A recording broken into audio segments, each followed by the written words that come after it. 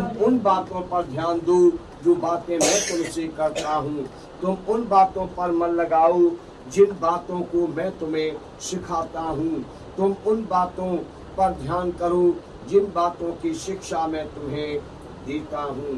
प्रभु यीशु जी ने आगे कहा, जब पवित्र आत्मा तुम पर आएगा तब तुम सामर्थ्य पाओगे और यरूशलेम और सारी यहूदिया और सामरिया में और पृथ्वी की छोर तक मेरी गवाह होगे। हालेलुया। प्रभु यीशु मसीह जी ने चेलों से कहा कि ये वो समय आएगा जब तुम पवित्र आत्मा का अभिषेक पाओगे। हालेलुया। यूहन्ना बताते हैं कि प्रभु यीशु मसीह जी ने चेलों से कहा, मैं तुम्हें अनाथ नहीं छोड़ूंगा।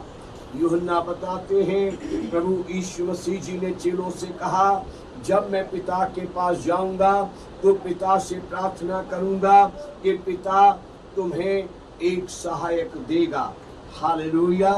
और वो सहायक पवित्र आत्मा तुम पर आएगा, तुम्हारे जीवनों में आएगा और वो सहायक पवित्र आत्मा सदैव तुम्हारे साथ रहेगा। और यहाँ प्रभु यीशु मसीह कहते हैं, यहाँ प्रभु यीशु मसीह जी के बारे में प्रभु का सेवक लिखता है कि प्रभु यीशु मसीह जी ने कहा कि जब पवित्र आत्मा तुम पर आएगा, वो सहायक जब मैं पिता की ओर से तुम्हारे जीवनों में भेजूंगा, जब तुम उसका अभिषेक पाओगे तब तुम सामर्थी हो जाओगे। हालेलुया। जब पवित्र आत्मा तुम्हारे जीवनों में आएगा तब तुम सामर्थ पाओगे, तुम सामर्थी हो जाओगे, तुम दिलेर हो जाओगे, तुम प्रभावशाली हो जाओगे, तुम्हारी प्रार्थना प्रभावशाली हो जाएगी, तुम्हारी गवाहियां प्रभावशाली हो जाएंगी, तुम्हारे प्रचार प्रभावशाली हो जाएंगे, तुम्हारा प्रतिदिन का जीवन और चाल चलन एक प्रभावशाली मसीह को महिमा देने वाला हो जाएगा। हालेलुया। तब जब पवित्र आत्मा तुम पर आएगा, हालेलुया, पवित्र आत्मा जब तुम्हारे जीवनों में आएगा तब तुम आशीष पाओगे। अजीजों, यहाँ पर ये कहना चाहूंगा मैं कि जब से प्रभु यीशु मसीह जी बादलों पर उठाए गए और प्रभु यीशु मसीह जी की प्रभु यीशु मसीह जी ने ये कहा कि तुम पवित्र आत्मा पाओगे और तुम सामर्थ पाओगे, तब से वे चेले यीशु के द्वारा की गई प्रतिज्ञा का इंतजार कर रहे थे। जब पवित्र आत्मा आया उन्होंने सामर्थ पाई। हालेलुया। और आगे उन्होंने यही शिक्षा बांटनी शुरू की कि तुम पवित्र आत्मा का अभिषेक पाओ, तुम पवित्र आत्मा का अभिषेक पाओ। और पिछले कई सालों तक यही चलता रहा, तुम पवित्र आत्मा का अभिषेक पाओ। हालेलुया। बहुत सी कलीसियाएं इस संसार में चलती हैं। एक पेंतीकोस्टल समूह जो कहलाता है, ये सब कलीसियाओं से इसलिए अलग नजर आता है क्योंकि पेंतीकोस्टल जो समूह है वो पवित्र आत्मा के अभिषेक को प्राप्त समूह है। जो पेंतीकोस्टल समूह है वो पवित्र आत्मा की सामर्थ्य को प्राप्त समूह है। जो पेंतीकोस्टल जो समूह है, ये पेंतीकोस्टल समूह पवित्र आत्मा की अगुवाई में चलने वाला समूह है। सालों साल सेवक इस बात के लिए प्रोत्साहित करते रहे, पवित्र आत्मा का अभिषेक पाओ और सामर्थी बनो, पवित्र आत्मा का अभिषेक पाओ और सामर्थी बनो। जब मैं और आप साल 2024 में चल रहे हैं, इस समय बहुत सारी बातें चर्च में आ गई हैं, बहुत सारी बातें यीशु मसीह के नाम से चलने वाले सत्संगों में आ गई हैं और ये जो मुख्य विषय है ये विषय गायब हो गया है। आज कलीसिया में अन्य भाषा बोलने वालों की संख्या बहुत कम है। आज कलीसिया में अन्य भाषाओं में प्रार्थना आराधना करने वालों की संख्या बहुत कम है, जबकि मसीह के पेंतीकोस्टल जो कलीसियाएं हैं उनके विश्वासी पूर्व काल में बुद्धि और आत्मा दोनों से आराधना किया करते थे, बुद्धि और आत्मा दोनों से स्तुति किया करते थे। अन्य में भाषा मतलब पवित्र आत्मा में होकर भी आराधना करते थे, और बुद्धि से जैसे मैं अभी बोल रहा हूँ ऐसे भी आराधना किया करते थे। हालेलुया। सो ये पेंटिकोस्टल कलीसिया की एक पहचान है। अब ये पहचान धीरे धीरे धूमिल होती जा रही है, ये धीरे धीरे ये पहचान मिटती जा रही है। अब कलीसिया अपनी लीक से भटक रही है। बहुत सारी बातें बेकार की बातें, व्यर्थ बातें तो जीवनों में आती जा रही हैं, व्यर्थ सवाल जवाब तो आते जा रहे हैं। जैसे चेलों ने कहा, असली बातों से मन हटाकर क्या तू इसी समय इस्राएल को राज्य फेर देगा? प्रभु यीशु मसीह जी ने तुरंत उनको शांत किया कि जो बातें परमेश्वर ने अपने बस में रखी हैं और जिन बातों को जानना परमेश्वर के हाथ में है, उनको जानने का तुम प्रयास न करो। तुम जो बातें सिखाई गई हैं उन्हीं पर ध्यान करो। हालेलुया। आपसे 20 साल पीछे के मसीह इतिहास को मैं मुड़कर देखता हूँ तो पेंटिकोस्टल कलीसियाओं में बहुत अच्छी आराधना होती थी, बहुत अच्छी प्रार्थना होती थी, ज्यादा से ज्यादा विश्वासी पाक रूह से भरे हुए विश्वासी होते थे। हालेलुया। बेबुनियाद बात कभी नहीं होती थी। अगर कलीसिया 10 बजे के टाइम की है तो 9:45 साढ़े 9 विश्वासी पहुंच जाते थे और जाकर बैठकर प्रार्थना शुरू कर देते। आज कलीसिया अगर 10 बजे की है तो विश्वासी 11:30 12 बजे ही पहुंचने का प्रयास करते हैं, क्योंकि जो पवित्र आत्मा सामर्थ देता वो जीवनों में नहीं है, क्योंकि वो पवित्र आत्मा जो अगुवाई करता वो जीवनों में नहीं है, वो पवित्र आत्मा जो मसीह की महिमा के लिए मसीह के रूप में ढालता वो जीवनों में नहीं है। हालेलुया। पहले जो बुजुर्ग पास्टर थे थप्पड़ भी मारते थे और दरवाजा बंद करके धक्का भी लगा देते थे देर से आने वाले को, नहीं आना, तू दौड़ जा यहाँ से, तू भाग जा यहाँ से। लेकिन वो वहीं बैठे दरवाजे पे सुनते रहते थे, धूप हो बरसात हो पूरी संगति अटेंड करके जाते थे। आज पास्टर कुछ कहता भी नहीं है, अंदाजा ही लगा लेते हैं कि हम ही पर संदेश दिया गया होगा, हम ही पर बात बोली गई होगी। एक दूसरे से फोन करके पूछते हैं, एक दूसरे से मिलकर पूछते हैं क्या ये हमारे बारे में बोला गया, क्या ये हमें समझाया गया, क्या हमें बदनाम करने के लिए कहा गया, क्या हमें डिग्रेड करने, हमें गिराने के लिए कहा गया। क्यों ऐसा होता है? क्योंकि आज पवित्र आत्मा की अगुवाई नहीं होती। हालेलुया। क्योंकि पवित्र आत्मा अगर है तो मन को एकदम नियंत्रण में कर लेगा, गलत बात नहीं आने देगा, बुराई नहीं आने देगा। अगर कुछ हो गया तो वो आगे बढ़ने की शक्ति देगा और पुरानी गलत बातों को भुलाने की शक्ति देगा। हालेलुया। सो वचन ये कहता है कि तुम पवित्र आत्मा पाओगे और तुम सामर्थी हो जाओगे।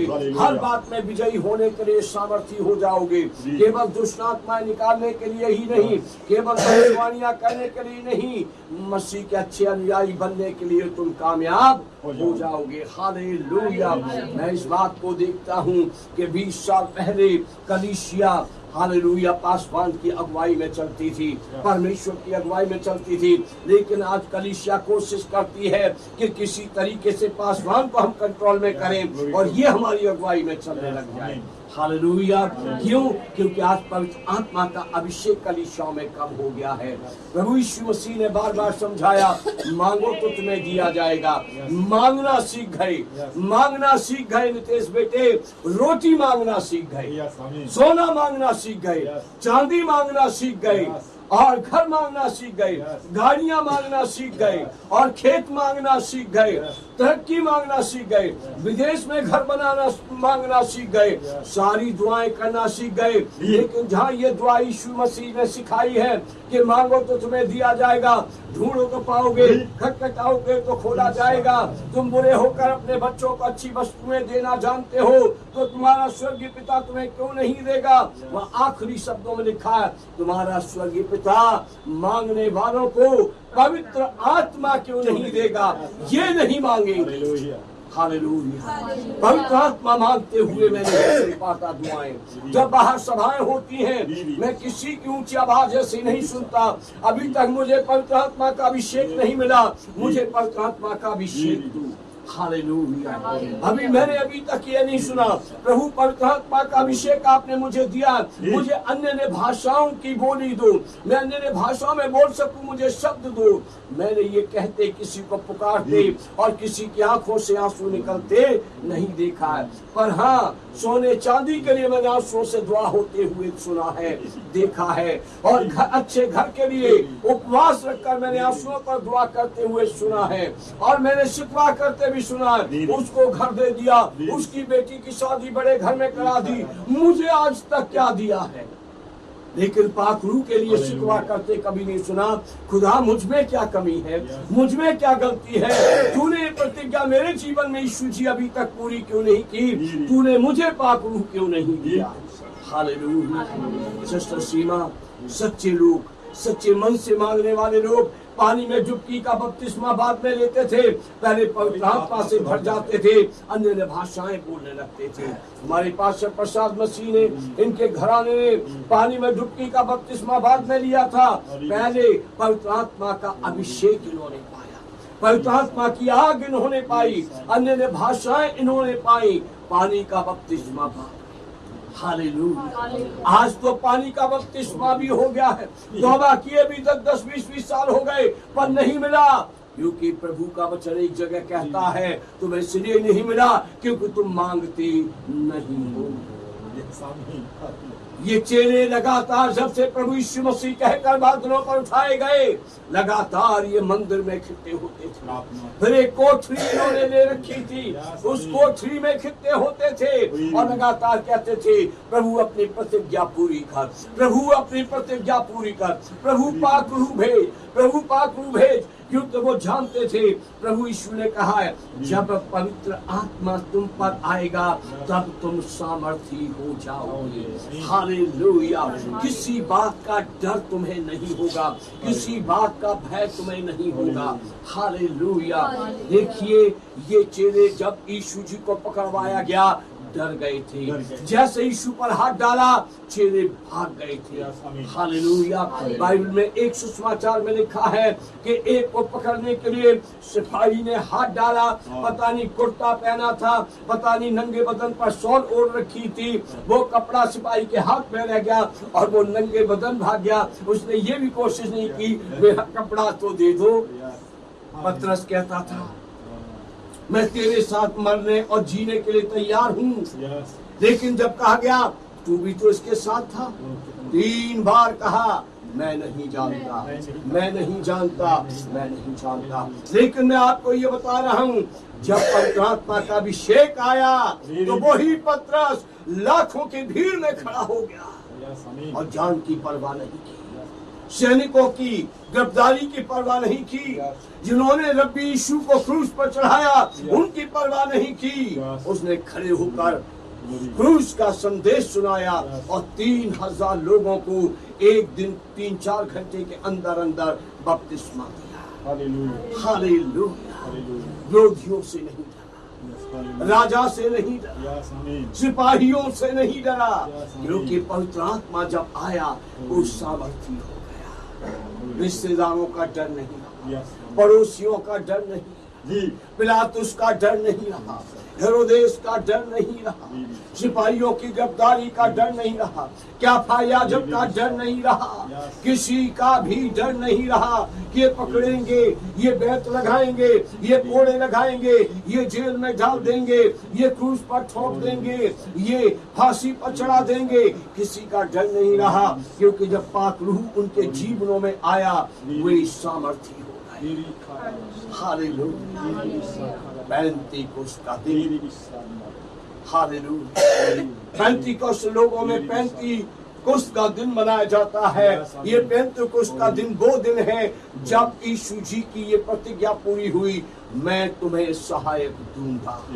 हालेलुया। मैं बाप से प्रार्थना करूंगा और बाप तुम्हें एक सहायक देगा, अर्थात पवित्र आत्मा, और जब वो आएगा तब तुम सामर्थी हो जाओगे, तब तुम दिलेर बन जाओगे। हालेलुया। वचन कहता है जब तुम सामर्थी हो जाओगे तो यरूशलेम और सारे यहूदिया और सामरिया और पृथ्वी की छोर तक मेरी गवाह हो जाओगे। हालेलुया। यरूशलेम में उस समय वो मौजूद थे। पहले कहा यरूशलेम में मेरी गवाही दोगे, फिर कहा पड़ोसी सामरिया में मेरी गवाही दोगे, फिर यहूदिया में मेरी गवाही दोगे, और फिर पृथ्वी की छोर तक तुम निकले। हमारे देश में कौन संदेश लेकर आया? सदियों पहले, पहली सदी में कौन संदेश लेकर आया? थोमा। हालेलुया। कौन संदेश लेकर आया? थोमा। साउथ में, तमिलनाडु के एक स्थान में कौन संदेश लेकर आया? थोमा। थोमा कौन था? यीशु मसीह के 12 चेलों में से एक। हालेलुया। वो कहाँ? यरूशलेम है। वहां से संदेश लेकर पानी के जहाज के रास्ते वो तमिलनाडु में समुद्र किनारे पहुंचा। हालेलुया।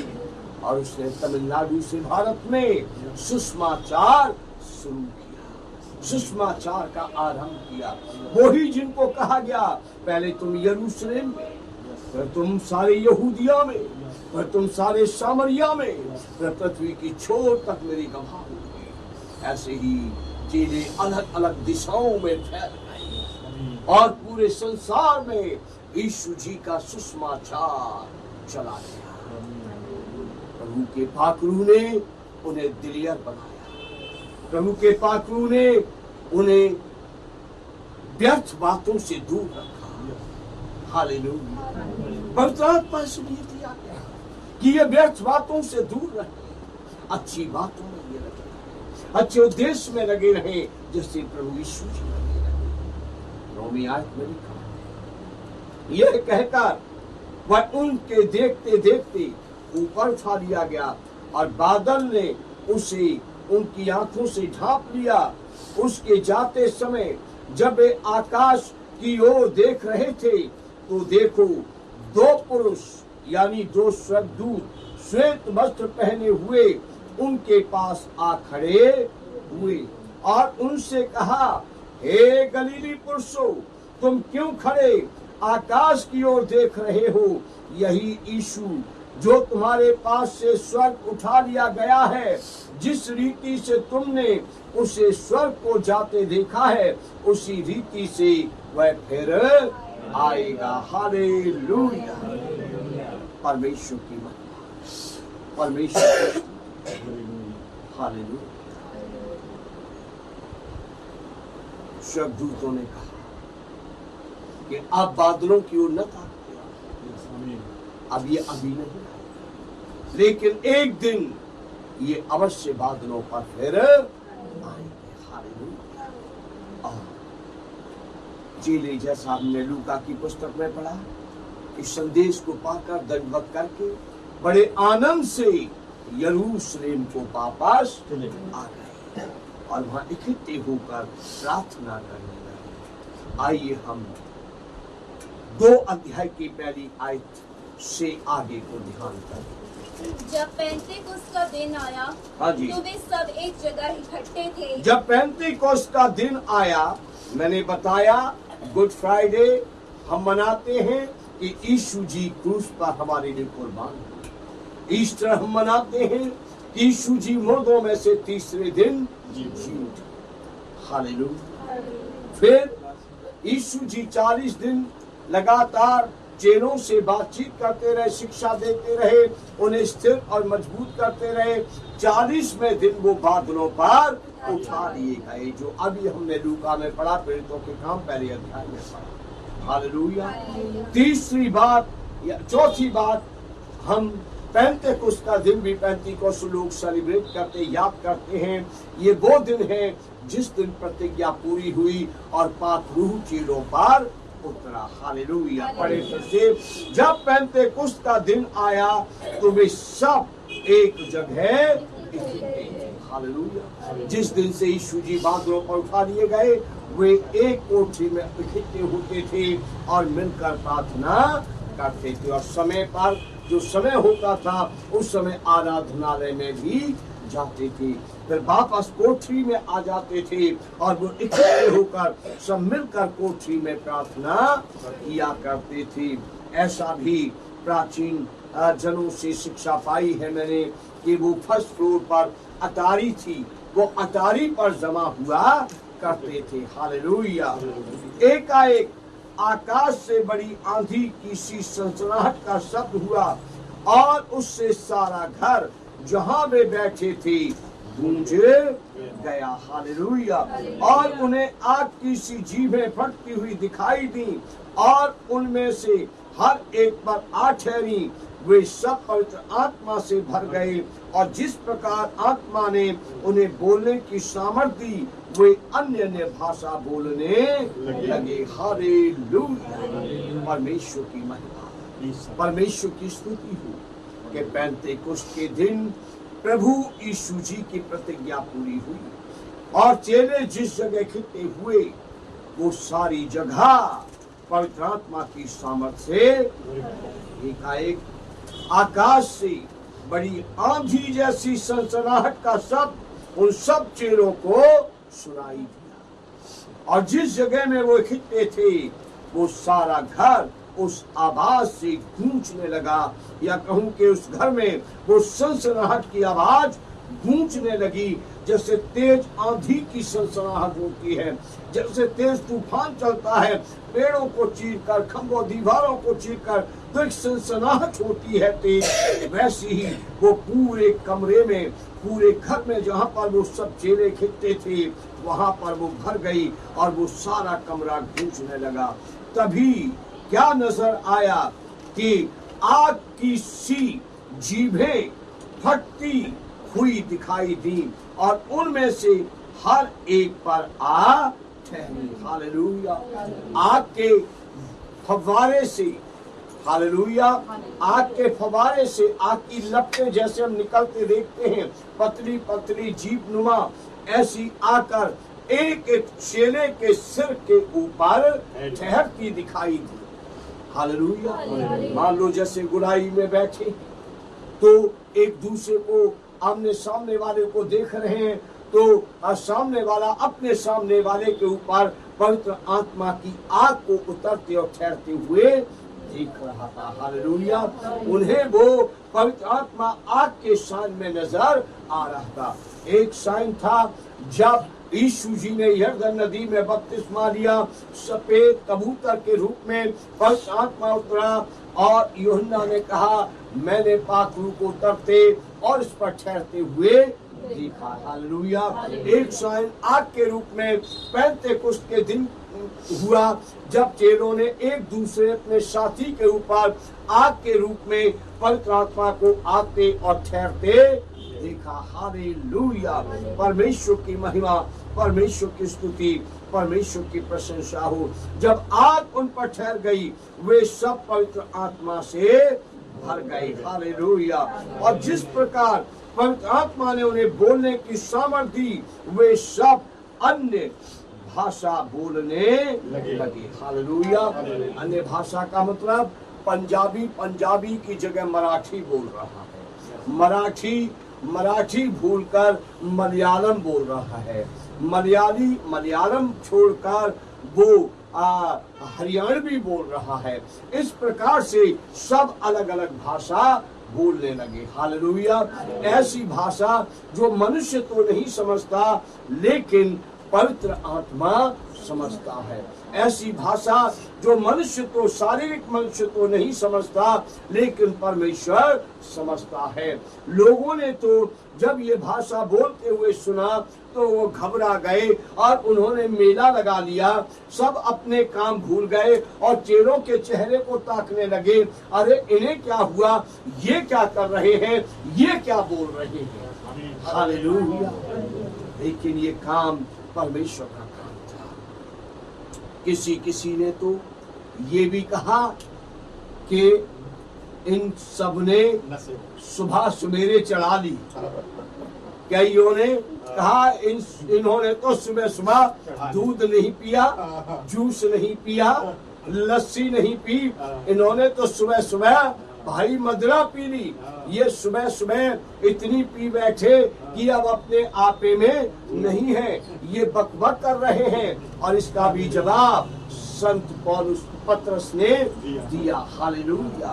लोगों को समझ नहीं आया ये क्या हो रहा है, लेकिन ये परमेश्वर समझ रहा था कि क्या हो रहा है। हालेलुया। परमेश्वर की महिमा, परमेश्वर की स्तुति हो। 5वीं आयत पर ध्यान करें। आकाश के नीचे की हर एक जाति में से भक्त यहूदी यरूशलेम में रह रहे थे। जब यह सब हुआ तो भीड़ लग गई और लोग घबरा गए और हर एक को यही सुनाई देता था कि ये मेरी ही भाषा में बोल रहे हैं। वे सब लज्जित, वे सब चकित और अचंभित होकर कहने लगे, देखो ये जो बोल रहे हैं क्या सब गलीली नहीं? तो फिर क्यों हम में से हर एक अपनी अपनी जन्म भूमि की भाषा सुनता है? हम जो पार्थी और मेदी और एलामी और मेसोपोटामिया और यहूदिया और कप्पदूकिया और पुन्तुस और आसिया और फ्रूगिया और पंफूलिया और मिस्र और लीबिया देश जो कुरेने के पास आसपास है, इन सब देशों के रहने वाले और रोमी प्रवासी अर्थात यहूदी और यहूदी मत धारण करने वाले क्रेती और अरबी भी हैं, परंतु अपनी अपनी भाषा में उनसे परमेश्वर के बड़े बड़े कामों की चर्चा सुनते हैं। वे सब चकित हुए और घबरा कर एक दूसरे से कहने लगे, यह क्या हो रहा है? हालेलुया। परमेश्वर की महिमा, परमेश्वर की स्तुति। पहले पहल जब पवित्र आत्मा उतरा, जिस दिन पवित्र आत्मा उतरा, पेंतेकुस्त का पर्व जो व्यवस्था में दिया गया था, वो पर्व यरूशलेम में मनाया जा रहा था। हालेलुया। पेंतेकुस्त का दिन, पेंतेकुस्त का पर्व यरूशलेम में मनाया जा रहा था। और आपने अपनी बाइबलों में पढ़ा और मैंने भी पढ़कर सुनाया, उस समय पृथ्वी पर जितने देश थे, सब देशों के लोग, सब देशों से परमेश्वर को मानने वाले लोग, सब देशों से परमेश्वर की व्यवस्था को मानने वाले लोग यरूशलेम में परमेश्वर के भवन में पेंतेकुस्त का पर्व मनाने के लिए इकट्ठे हुए थे। और जब ये घटना हुई, जब ये सब अन्य भाषाओं में बोलने लगे, ये कोठरी से बाहर आ गए और भीड़ ने जब इनको बोलते सुना, सब इकट्ठे हो गए। और उस समय भीड़ के लोगों ने ये बयां किया है कि जो वो बोल रहे थे, हालेलुया। अब मान लो कोई मलयालम में यहाँ अन्य भाषा बोलने लगे तो मैं तो नहीं बता पाऊंगा कि मलयालम में क्या कह रहा है। हालेलुया।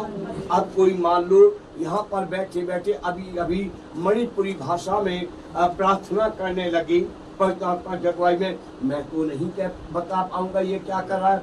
लेकिन उस समय जब ये चेले सब के सब अन्य भाषा बोल रहे थे, तो जो नहीं समझता था उसके लिए अन्य भाषा थी, लेकिन पृथ्वी भर के लोग जो वहां आए थे वो कह रहे थे कि ये तो मेरी जुबान बोल रहा है, ये तो मेरी जुबान बोल रहा है। हालेलुया। किसी को लगा ये तो मेसोपोटामिया की जुबान बोल रहा है, हमारी भाषा बोल रहा है। किसी को लगा कि ये तो फ्रूगिया की हमारी भाषा बोल रहा है। किसी को लगा अरे ये तो क्रेती हमारी भाषा बोल रहा है। किसी को लगा अरे ये तो हमारी अरबी भाषा बोल रहा है। हालेलुया। और चेलों को भी शायद पता नहीं होगा, चेले तो जैसे हम बोलते हैं ऐसे बोल रहे थे, लेकिन उनके मुंह से जो शब्द निकल रहे थे, सुनने वालों ने ये कहा ये लोग परमेश्वर के बड़े बड़े कामों की चर्चा कर रहे हैं। हालेलुया। और ये बड़े बड़े कामों की चर्चा उत्पत्ति से लेकर यीशु जी के क्रूसिफिक्शन तक की चर्चा थी। कैसे परमेश्वर ने मनुष्य को रचा, कैसे मनुष्य पाप में गिर गया, कैसे परमेश्वर बचाने के प्रयोजन करता आया। जब सब बेकार रहे तो अंत समय में वो अपने बेटे को लेकर आया। उसका बेटा जगत में आया, लेकिन पापियों ने स्वीकार नहीं किया, उसे क्रूस पर कुर्बान कर दिया, क्रूस पर चढ़ा दिया। लेकिन पिता ने फिर उसे मुर्दों में से तीसरे दिन जीवित कर दिया। अब उसी ने ये पाखरू हमें दिया है कि तुम्हें दिलेरी से सुसमाचार सुनाया जाए। और क्या सुसमाचार? कि तुम में से हर एक अपने पापों से मन फिराए और यीशु मसीह जिसको तुमने क्रूस पर चढ़ाया, हाँ, उस यीशु मसीह के नाम से हर एक अपने पापों की क्षमा के लिए बपतिस्मा ले। हालेलुया।